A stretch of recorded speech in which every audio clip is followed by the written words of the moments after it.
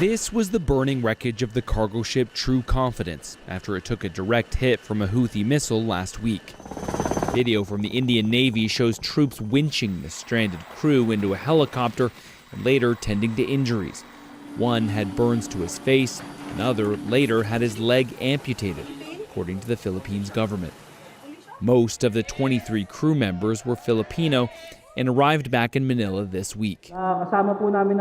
It's saddening and horrible because we were all together and suddenly all this happened. It's very painful for us, especially for the families. 3 of the crew are still on board the ship, presumed dead. These are the first deaths after months of Houthi missile attacks in the Red Sea, targeting any ships with links to Israel, the US, or the UK.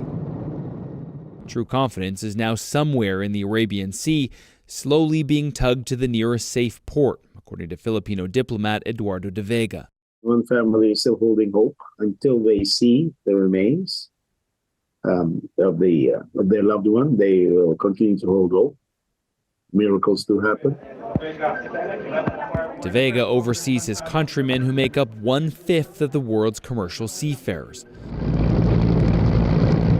Filipinos also make up most of the Galaxy Leader's crew. It was hijacked by Houthi gunmen back in November. The crew has been held hostage ever since. The word we get from the Houthis is the same, and they've been saying it, that they will keep holding the ship and all the crewmen until we see an end to the hostilities in Gaza. There's no point in negotiating. We believe they may be expecting that governments recognize them as the official government, and it would be difficult for any government to recognize a government which attacks ships on the sea. New data shared with CNN by maritime security firm Ambry Analytics shows the extent of the Houthis' attacks on commercial ships since November. Almost 100 incidents, at least 23 of them missile or drone attacks that left physical damage to a vessel. One ship, the Ruby Mar, was sunk.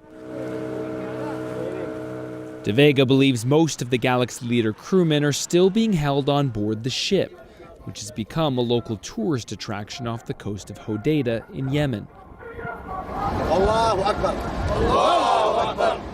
In November, the Houthis promised to treat the crew members as their guests. Don't worry about everything. They're in weekly contact with their families, are being fed, and there is no indication of abuse.